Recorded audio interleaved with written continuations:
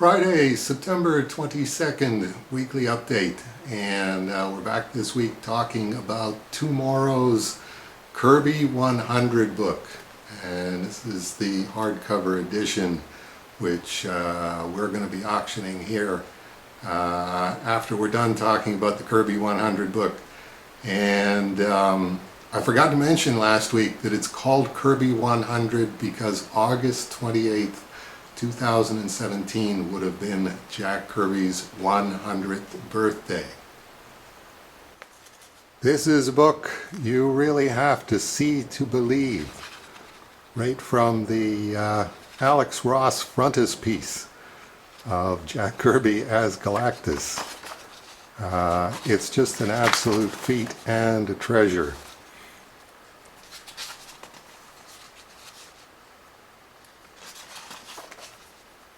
Alan Bellman talking about Killers of the Bund, Captain America Comics number 5, which I remember very well from Fantasy Masterpieces reprint. First time I saw the Golden Age Simon and Kirby.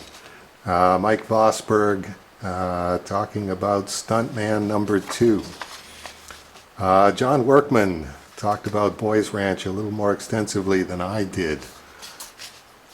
Bill Black talking about Man from the World of D, Captain 3D number 1. And the great thing is it's profusely illustrated by what each individual is talking about, and it's amazing exactly the variety of Jack Kirby material that was somebody's first or most important experience with Jack Kirby. Trevor Von Eden talking about Break the Spy Ring, Fighting American number 1. Bob Burden talking about Energized, Bold, and Really Strange.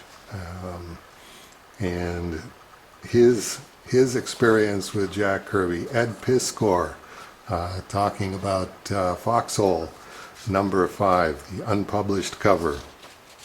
Joe Staton, Secret of the Sorcerer's Box, Showcase number 6.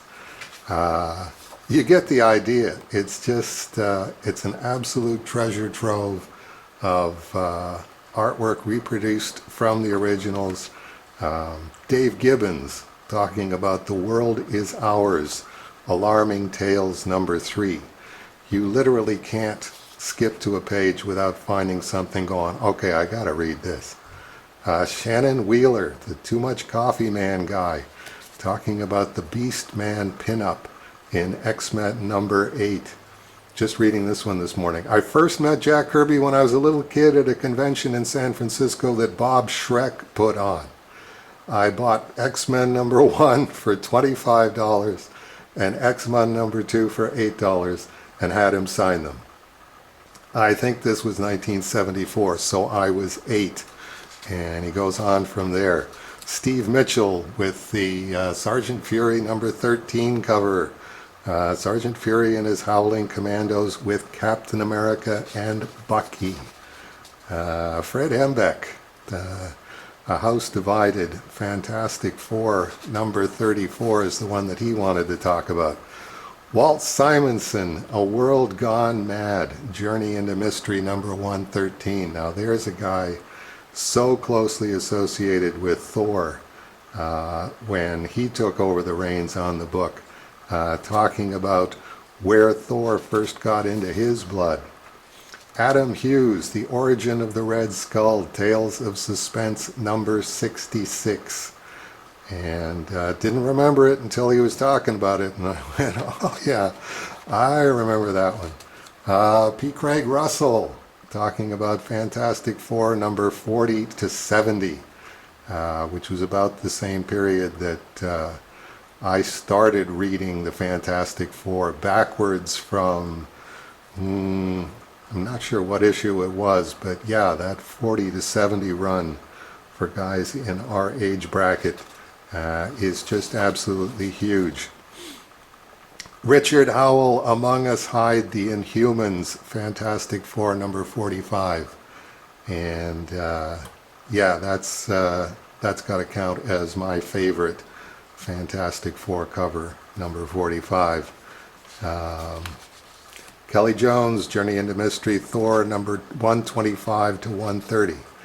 I won't go into the nuts and bolts of Kirby's work. I'm sure there are others much better qualified than me who can do that. I won't go into Kirby's obvious impact on the industry. This book is proof of that. But I can speak of the magic of Jack's work. We all have those stories, and this is mine. And a number of those stories that start that way, and I defy you to not keep reading them if you're not doing your weekly update. John Romita Sr., If a Hostage Should Die, Tales of Suspense, number 77. Paul Smith, Balder the Brave, Journey into Mystery, number 106.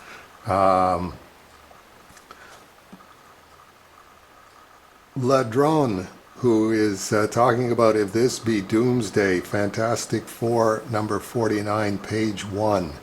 And I went, you're kidding. They've got photocopies of the pencils for the splash page to Fantastic Four, number 49.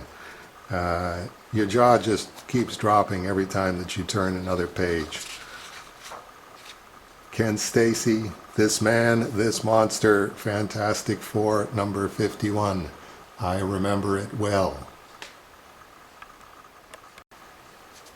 Mark Schultz, talking about the Black Panther, Fantastic Four, number 52. And the great illustration they've got for that is the unpublished cover of Fantastic Four, number 52. First appearance of the Black Panther. And you can be sure that that cover is going to go for a lot of bucks with the Black Panther movie coming out in 2018.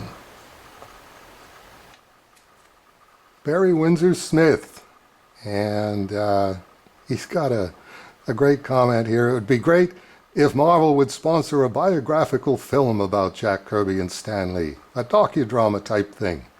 There are enough people who know about their creations now because of the movies that although it wouldn't be a runaway blockbuster, it might be an art house hit, and they could probably make their money back from it. I'm talking about a biographical film with actual Hollywood actors. I can't think of anybody who could play Kirby, but give me 10 minutes and I could probably come up with half a dozen names. I was going to suggest George Clooney. I mean, if you're going to have somebody playing the king of comics, you might as well have the king of movies right now. And I was also got a bit of a chuckle out of Wendy Peeney's contribution, The Mysterious Triton from Fantastic Four Annual number 5. To me, Jack Kirby was an unwitting mentor and sensei because he sincerely believed the comics business was not an appropriate career for a young lady. In fact, he promised to spank me if he ever caught me working in comics. Later, I would tease him about this whenever we connected at a convention. Just like Ben Grimm, tough exterior but all mush inside, Jack would get embarrassed. I never got that spanking, but nonetheless, the king left his mark on me for life. I'm not sure about the mush inside part, but I thought it was a cute story. Jim Valentino, The Omega Effect, The Forever People, number 6, page 18. And that includes a picture of Jack Kirby with David Carradine. If you remember David Carradine from Kung Fu. And there's Jim Valentino in the background. So it's just a treasure trove. Scott McCloud on Spawn, the New God, not that Spawn, the New Gods number 5, pages 2 and 3. Jan Dersima, Mike Royer, just great story after great story. You want to see people in their 40s and 50s and 60s just turning into kids all over again. Mike Allred, The Bug from the New Gods number 9. So yes, we will be auctioning off my copy of the hardcover, and I will be signing it, Dave Sim number 16, And then you've got the challenge of finding 99 more people to sign your copy of the book. And as you can see, I've already signed the inside front cover, Dave Sim 920, and I'll be adding 2017 to that, number 16. And if you are the lucky recipient of the hardcover and you want it personalized, I can also personalize it to you. I put the signature down here, dividing up the inside front cover into 24 separate little squares. This is where number 16 would occur on the fourth tier, fourth one over. And yes, Jeff Styler, Dave Fisher will be happy to put in bids on your behalf for the hardcover. Okay, and check the comments section. Scroll down, scroll down, scroll down for details on how to participate in the auction, which will be starting shortly after this is posted on September 22nd. And also wanted to mention, while we're still here, Batvark number 1, still available in stores. Diamond ordered 300 extra as a buffer on Batvark number 1, and they sold through about half of those.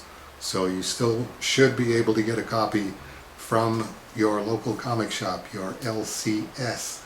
And also this week, as is going to be our habit, last Wednesday of every month will be new Cerebus number 1 day, and this is Aardvark Comics number 1, the Action number 1 parody, and that will be, or should be, God willing, in stores September 27th. And more good news this week. Also got in Strange Cerebus number 1, which has been printed. I've already signed the Off-White House copies and put them in plastic bags with backing boards. You will be able to get your own copy of Strange Cerebus number 1 at your local comic store the last Wednesday in October. So very pleased that it's looking as if the first 3 Cerebus in Hell one-shots will be in comic stores just like we said they were going to be. And that'll do it for our weekly update for September 22nd. Join us for the September 29th edition, when you get to see me do my first Cerebus drawing in 2.5 years. How's that for a teaser? Okay, I hope we'll see a bunch of you on September 29th.